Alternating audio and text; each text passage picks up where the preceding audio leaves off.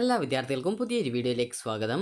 ഈ വർഷത്തെ LBS nursing and paramedical degree കോഴ്സുകളിലേക്കുള്ള പ്രവേശനത്തിൻ്റെ ഭാഗമായിട്ടുള്ള ട്രയൽ അലോട്ട്മെൻറ്റ് ഇന്നലെ പ്രസിദ്ധീകരിച്ചിട്ടുണ്ടായിരുന്നു. അപ്പോൾ വിദ്യാർത്ഥികൾക്ക് ഫസ്റ്റ് അലോട്ട്മെൻറ്റിന് വേണ്ടിയിട്ടുള്ള ഓപ്ഷൻ രജിസ്ട്രേഷൻ, അതുപോലെ തന്നെ ഓപ്ഷൻ റീ അറേഞ്ച്മെൻറ്റ്, അതായത് ട്രയൽ അലോട്ട്മെൻറ്റിന് മുമ്പ് ഓപ്ഷൻ നൽകിയിട്ടുള്ള വിദ്യാർത്ഥികൾക്ക് ഓപ്ഷൻ റീ അറേഞ്ച്മെൻറ്റ് ചെയ്യാനും, അതുപോലെ തന്നെ വേണ്ടാത്ത ഓപ്ഷൻ ഉണ്ടെങ്കിൽ അതിനെ റിമൂവ് ചെയ്യാനും, അതുപോലെ തന്നെ പുതുതായിട്ട് ഏതെങ്കിലും കോളേജ് കോഴ്സുകൾ ആഡ് ചെയ്ത് കൊടുക്കണമെങ്കിൽ ആഡ് ചെയ്ത് കൊടുക്കാനും സാധിക്കുന്നതാണ്.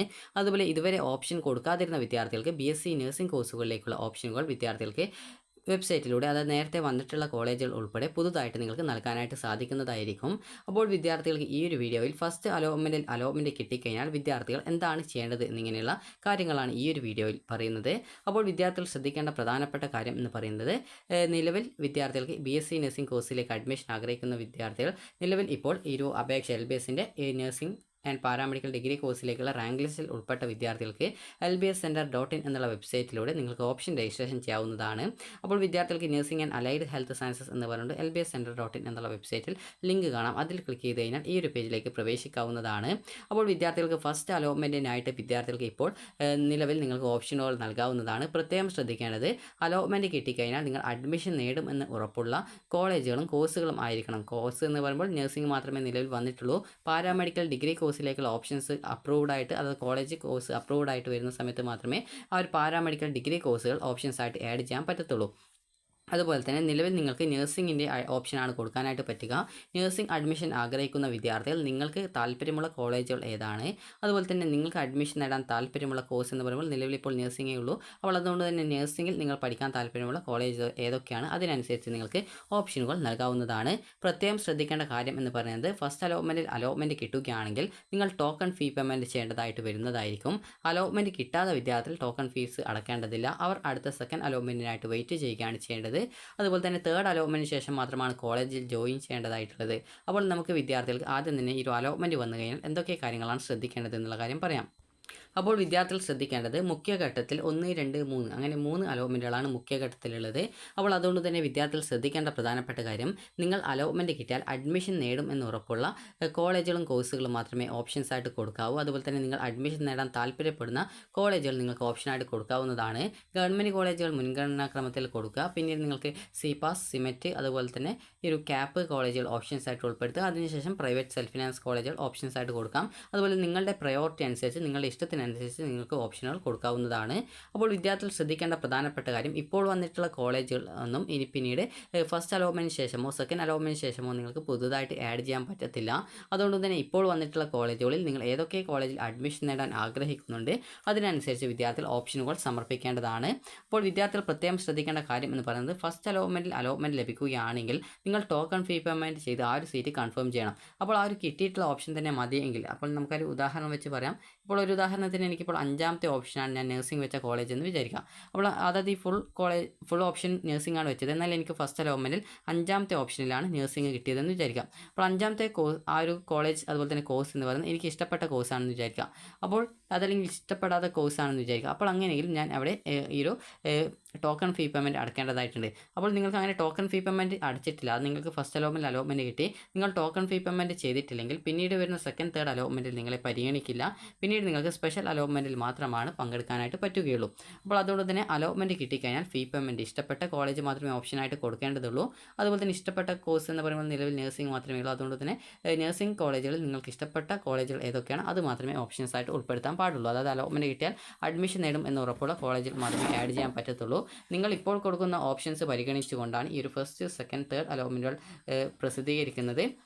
അപ്പോൾ അതുകൊണ്ട് തന്നെ വിദ്യാർത്ഥികൾ ശ്രദ്ധിക്കേണ്ട പ്രധാനപ്പെട്ട കാര്യം എന്ന് പറയുന്നത്, നിങ്ങൾ ഈ ഒരു അഡ്മിഷൻ നേടാൻ ഉദ്ദേശിക്കുന്ന കോളേജ് കോഴ്സുകൾ വിദ്യാർത്ഥികൾ കൃത്യമായിട്ട് ഓപ്ഷൻ കൊടുക്കാനായിട്ട് ശ്രദ്ധിക്കേണ്ടതാണ്. കാരണം ഇപ്പോൾ നിങ്ങൾ കൊടുക്കുന്ന ഓപ്ഷൻ പരിഗണിച്ചുകൊണ്ടാണ് പിന്നീടുള്ള ഫസ്റ്റ് സെക്കൻഡ് തേർഡ് അലോട്ട്മെൻറ്റുകൾ പ്രസിദ്ധീകരിക്കുക. പിന്നീട് ഫസ്റ്റ് അലോട്ട്മെൻറ്റിന് ശേഷം പുതുതായിട്ട് ഓപ്ഷൻ, അതായത് ഇപ്പോൾ വന്നിട്ടുള്ള കോളേജുകളൊന്നും പിന്നീട് നിങ്ങൾക്ക് ആഡ് ചെയ്യാൻ പറ്റത്തില്ല. പിന്നീട് അത് സ്പെഷ്യൽ അലോട്ട്മെൻറ്റ് ഘട്ടങ്ങളിൽ മാത്രമേ ആ ഒരു ഓപ്ഷനുകളൊക്കെ വെക്കാൻ പറ്റുള്ളൂ. അതുപോലെ തന്നെ പുതുതായിട്ട് വന്നിട്ടുള്ള ഏതെങ്കിലും കോളേജുകൾ ഉണ്ടെങ്കിൽ മാത്രമേ, അതായത് ആ ഒരു ഘട്ടത്തിൽ വന്നിട്ടുള്ള കോളേജുകൾ മാത്രമേ ആഡ് ചെയ്യാൻ പറ്റത്തുള്ളൂ. അതുപോലെ തന്നെ സ്പെഷ്യൽ അലോട്ട്മെൻറ്റ് വരുന്ന സമയത്ത് തന്നെ വിദ്യാർത്ഥികൾക്ക് നിങ്ങളുടെ ആ ഒരു അതായത് ഏകദേശ സീറ്റും കാര്യങ്ങളൊക്കെ ഫില്ല് ചെയ്യപ്പെടുന്നതായിരിക്കും. ഇനി വിദ്യാർത്ഥികൾ ശ്രദ്ധിക്കേണ്ടത് ഫസ്റ്റ് അലോട്ട്മെൻറ്റിൽ ഒരു ഉദാഹരണത്തിന് എനിക്കിപ്പോൾ 5ാമത്തെ ഓപ്ഷൻ കിട്ടിയെന്ന് വിചാരിക്കുക. അപ്പോൾ 5ാമത്തെ ഓപ്ഷൻ എനിക്ക് കിട്ടിയിട്ടുണ്ടെങ്കിൽ ഞാൻ എന്താണ് ചെയ്യേണ്ടതെന്ന് ചോദിച്ചാൽ ടോക്കൺ ഫീ പേയ്മെൻറ്റ് ചെയ്യുന്നു. അതിനുശേഷം ആ ഒരു സീറ്റ് എനിക്ക് കൺഫേം ചെയ്യുന്നു. ഇനിയിപ്പോൾ എനിക്ക് അടുത്ത അലോട്ട്മെൻറ്റിൽ എന്നെ പരിഗണിക്കപ്പെടണം എന്നുണ്ടെങ്കിൽ അതായത് എൻ്റെ ഹയർ ഓപ്ഷൻസ് ഇനി അടുത്ത അലോട്ട്മെൻറ്റിൽ പരിഗണിക്കപ്പെടണം എന്നുണ്ടെങ്കിൽ ആ ഒരു ഓപ്ഷനുകളെ അവിടെ തന്നെ നിലനിർത്താവുന്നതാണ്. എന്നാൽ എനിക്ക് ഇപ്പോൾ ഫസ്റ്റ് അലോട്ട്മെൻറ്റിൽ കിട്ടിയിട്ടുള്ള ഓപ്ഷൻ തന്നെ മതി, ആ ഒരു കോഴ്സ് തന്നെ എനിക്ക് അതായത് ആ ഒരു കോളേജ് തന്നെ സാറ്റിസ്ഫൈഡ് ആയിട്ടുണ്ട്. അപ്പോൾ ഇനി അടുത്ത അലോട്ട്മെൻറ്റിൽ എനിക്ക് മറ്റൊരു ഓപ്ഷൻ വേണ്ട എന്നുള്ളവർക്ക് നിങ്ങളുടെ പ്രൊഫൈലിൽ നിങ്ങൾ നൽകിയിട്ടുള്ള ഓപ്ഷൻസ് മാത്രമായിട്ട് എഡിറ്റ് ചെയ്യാനുള്ള സൗകര്യം ഉണ്ടാകും. അപ്പോൾ ആ ഒരു എഡിറ്റ് ഓപ്ഷൻ ഉപയോഗിച്ചുകൊണ്ട് നിങ്ങൾക്ക് ഈ ഒരു എല്ലാവിധ ഓപ്ഷനുകളെയും ഡിലീറ്റ് ചെയ്യാവുന്നതാണ്. അങ്ങനെ ഡിലീറ്റ് ചെയ്ത് കഴിഞ്ഞാൽ നിലവിൽ നിങ്ങൾ ടോക്കൺ ഫീ പേയ്മെൻറ്റ് ചെയ്തിട്ടുള്ള ആ ഒരു സീറ്റാണ് നിങ്ങളുടേതായിട്ട് ഉണ്ടായിരിക്കുക. ഇനിയിപ്പോൾ വിദ്യാർത്ഥികൾ ഇപ്പോൾ ഹയർ ഓപ്ഷൻ അവിടെ നിലനിർത്തി എന്ന് വിചാരിക്കുക. ഹയർ ഓപ്ഷൻ നിലനിർത്തിയപ്പോൾ നിങ്ങൾക്കൊരു കോളേജിൽ അലോട്ട്മെൻറ്റ് കിട്ടി, നിങ്ങളവിടെ ഈ ഒരു ഫീ പേയ്മെൻറ്റ് ചെയ്തു, അതായത് ടോക്കൺ ഫീ പേയ്മെൻറ്റ് ചെയ്തു.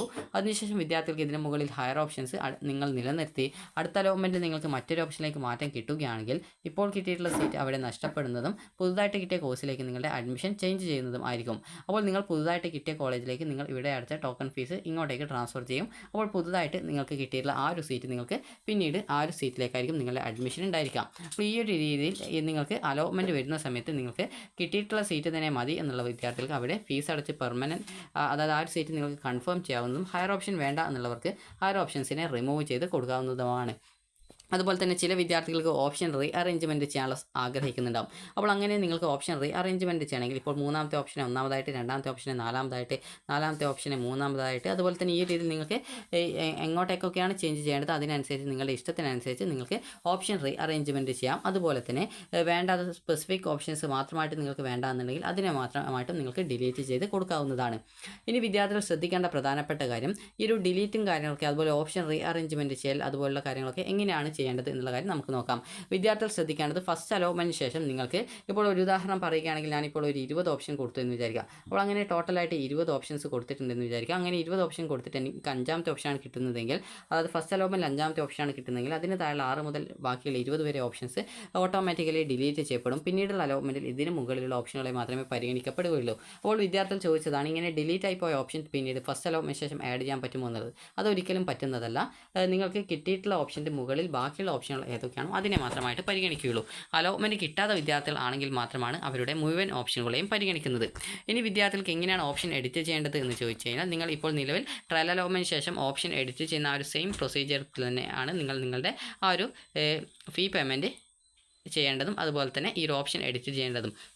അപ്പോൾ നിങ്ങൾക്ക് നിങ്ങളുടെ അലോട്ട്മെൻറ്റ് സ്റ്റാറ്റസ് പേജിൽ കൃത്യമായിട്ട് തന്നെ ഫസ്റ്റ് അലോട്ട്മെൻറ്റ് വന്നു കഴിഞ്ഞാൽ നിങ്ങൾക്ക് അവിടെ കാണാൻ പറ്റും അലോട്ട്മെൻറ്റ് സ്റ്റാറ്റസ് എന്ന് പറഞ്ഞുകൊണ്ട് കാണാൻ പറ്റും. അവിടെ അലോട്ട്മെൻറ്റ് സ്റ്റാറ്റസ് പരിശോധിക്കാനുള്ള ലിങ്ക് ഉണ്ടാകും. അതിൽ ക്ലിക്ക് ചെയ്ത് കഴിഞ്ഞാൽ ഏത് കോളേജിൽ ഏത് കോഴ്സിലാണ് അലോട്ട്മെൻറ്റ് കിട്ടിയതെന്ന് കാണാൻ പറ്റും. അപ്പോൾ അവിടെ തന്നെ നിങ്ങൾക്ക് പേയ്മെൻറ്റ് ഓപ്ഷൻ ഉണ്ടാകും. പേയ്മെൻറ്റിൽ ക്ലിക്ക് ചെയ്തുകൊണ്ട് നിങ്ങൾക്ക് ഫീസ് നിങ്ങൾക്ക് അടക്കാവുന്നതാണ്. അതുപോലെ തന്നെ എങ്ങനെയാണ് എഡിറ്റ് ചെയ്യേണ്ടത് എന്നുള്ള കാര്യം പറയാം. എഡിറ്റ് ചെയ്യുന്നത് നേരത്തെ പറഞ്ഞതുപോലെ ഒരു ഓപ്ഷൻ എഡിറ്റിംഗ് ഫോർ അല്ലെങ്കിൽ option registration four second allotment അവിടെ തന്നെ ഓപ്ഷൻ രജിസ്ട്രേഷൻ അതായത് ഓപ്ഷൻ എഡിറ്റിംഗ് എന്ന് പറഞ്ഞുള്ള ഒരു ലിങ്ക് ഉണ്ടാവും. അതായത് option re arrangement or editing എന്ന് പറഞ്ഞുള്ള ഓപ്ഷൻ ഉണ്ടാവും. അതിൽ ക്ലിക്ക് ചെയ്ത് കഴിഞ്ഞാൽ നിങ്ങൾ ഇപ്പോൾ നൽകിയിട്ടുള്ള ഓപ്ഷനിൽ ബാക്കി എത്ര ഓപ്ഷനുകൾ അടുത്ത അലോട്ട്മെൻറ്റിൽ പരിഗണിക്കപ്പെടാനായിട്ടുണ്ട് അപ്പോൾ ആ ഒരു ഓപ്ഷനുകൾ നിങ്ങൾക്ക് അവിടെ കാണാനായിട്ട് പറ്റുന്നതാണ്. അതുപോലെ തന്നെ പുതുതായിട്ട് ഏതെങ്കിലും കോളേജുകൾ വന്നിട്ടുണ്ടെങ്കിൽ ആ ഒരു കോളേജുകളുടെ ഡീറ്റെയിൽസ് നിങ്ങൾക്ക് അവിടെ കാണാൻ പറ്റും. അപ്പോൾ നിങ്ങൾക്ക് അതിൽ ഏതെങ്കിലും ഓപ്ഷൻ ഡിലീറ്റ് ചെയ്യണമെങ്കിൽ ഓപ്ഷൻ നമ്പർ കൊടുക്കാനുള്ള ബോക്സിൽ നമ്പേഴ്സ് കൊടുത്തിട്ടുണ്ടാകും. അപ്പോൾ അങ്ങനെ നമ്പർ കൊടുത്തിട്ടുള്ളതിൽ ഏതിനാണ് ഒഴിവാക്കേണ്ടത് അതിനെ മാത്രമായിട്ട് റിമൂവ് ചെയ്ത ശേഷം സേവ് ബട്ടൺ ക്ലിക്ക് ചെയ്താൽ മതി.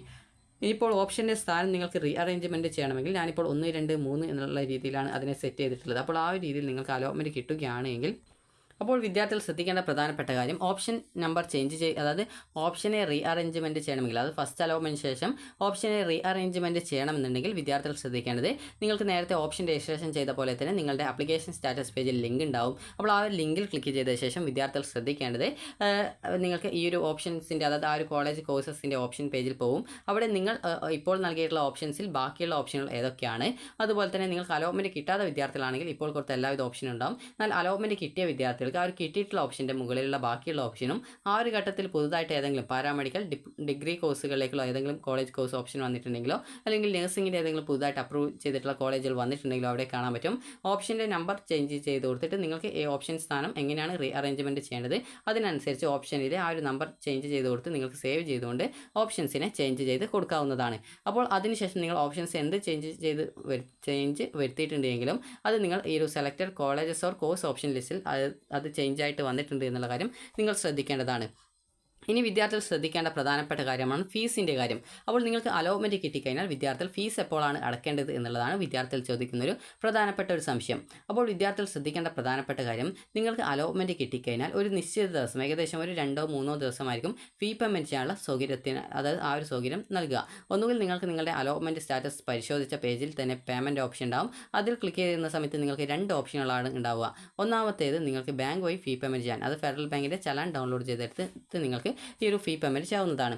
അതുപോലെ തന്നെ രണ്ടാമത്തെ മെത്തേഡ് ഓൺലൈനായിട്ട് പേയ്മെൻറ്റ് ചെയ്യാം. ഓൺലൈനായിട്ട് എന്ന് പറയുമ്പോൾ അതിൽ നിങ്ങൾക്ക് ഓപ്ഷൻ ഉണ്ടാകും എങ്ങനെയാണ് പേയ്മെൻറ്റ് ചെയ്യുന്നത്, ഓൺലൈനാണോ അല്ലെങ്കിൽ ചലാൻ വഴിയാണോ എന്നുള്ളത്. അപ്പോൾ നിങ്ങൾ ഓൺലൈനാണ് സെലക്ട് ചെയ്യുന്നതെങ്കിൽ നിങ്ങൾക്ക് നിങ്ങളുടെ debit card, credit card, net banking, UPI ഇതൊക്കെ വെച്ചുകൊണ്ട് നിങ്ങൾക്ക് ഫീ പേയ്മെൻറ്റ് ചെയ്യാവുന്നതാണ്. അതുപോലെ തന്നെ വിദ്യാർത്ഥികൾ ശ്രദ്ധിക്കേണ്ട പ്രധാനപ്പെട്ട കാര്യം എന്ന് പറയുന്നത്, ഈ ഒരു ഫീസ് എത്ര രൂപയാണ് എന്നത് നിങ്ങൾക്കൊരു ഡൗട്ട് ഉണ്ടാകും. അപ്പോൾ ആ ഒരു കാര്യം പറയാം.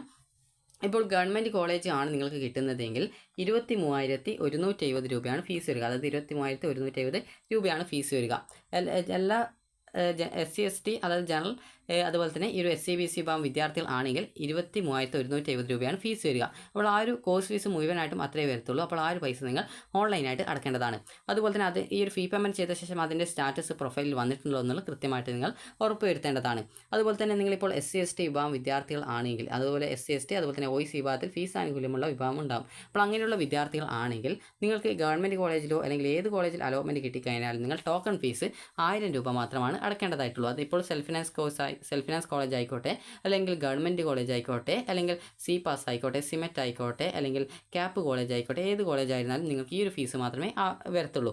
അതുപോലെ തന്നെ വിദ്യാർത്ഥികൾ ശ്രദ്ധിക്കേണ്ട പ്രധാനപ്പെട്ട കാര്യം എന്ന് പറയുന്നത്, ഇനി അടുത്തതായിട്ടുള്ളത് ഈ ഒരു സെൽഫ് ഫിനാൻസ് കോളേജിലെ ഫീസാണ്. അപ്പോൾ നിങ്ങൾക്ക് സെൽഫ് ഫിനാൻസ് കോളേജ്, അതുപോലെ തന്നെ ക്യാപ്പ്, അതുപോലെ തന്നെ ഈ ഒരു അതായത് പ്രൈവറ്റ് സെൽഫ് ഫിനാൻസ്, അതുപോലെ തന്നെ CPAS, അതുപോലെ തന്നെ ക്യാപ്പ്, അതുപോലെ തന്നെ സിമെറ്റ് എന്നിങ്ങനെയുള്ള വിവിധ കോളേജിൽ നിങ്ങൾക്ക് അലോട്ട്മെൻറ്റ് കിട്ടുകയാണെങ്കിൽ SCBC അതുപോലെ ജനറൽ വിഭാഗം വിദ്യാർത്ഥികൾക്ക് വരുന്ന ഫീസ് 25,000 രൂപയാണ് ടോക്കൺ ഫീസായിട്ട് അടക്കേണ്ടത്. ഇനി പല വിദ്യാർത്ഥികളും ചോദിക്കുന്ന കാര്യമാണ്, ഈ ഒരു ഫീസ് നിങ്ങൾ അടച്ചു കഴിഞ്ഞാൽ അത് നിങ്ങൾക്ക് അഡ്മിഷൻ വേണ്ട എങ്കിൽ റീഫണ്ട് കിട്ടുമോ എന്നുള്ളത്. അപ്പോൾ നിങ്ങൾ ശ്രദ്ധിക്കേണ്ടത്, അഡ്മിഷൻ പ്രോസസ്സ് കഴിഞ്ഞ ശേഷമാണ് റീഫണ്ട് റിക്വസ്റ്റ് കൊടുക്കാനായിട്ട് പറ്റുള്ളൂ. അതുപോലെ തന്നെ നിങ്ങൾ അടച്ചിട്ടുള്ള ആ ഒരു വേഗത്തിൽ നിങ്ങൾക്ക് റീഫണ്ടൊന്നും കിട്ടത്തില്ല. നിങ്ങൾക്ക് ഏകദേശം ഒരു 3, 4, 5 മാസം, അത് ഏകദേശം ഒരു അത്രയും ടൈം എടുക്കും. ചില സമയത്ത് വേഗത്തിൽ കിട്ടും. അപ്പോൾ ആ ഒരു രീതിയിൽ ഏകദേശം ഒരു 4-5 മാസം നിങ്ങൾക്ക് റീഫണ്ട് കിട്ടാനായിട്ട് എടുക്കുന്നതാണ്. അത് നിങ്ങൾ റീഫണ്ട് റിക്വസ്റ്റ് കൊടുത്താലാണ് റീഫണ്ട് കിട്ടുകയുള്ളൂ. ആ ഒരു കാര്യം കൂടി നിങ്ങൾ ശ്രദ്ധിക്കാം.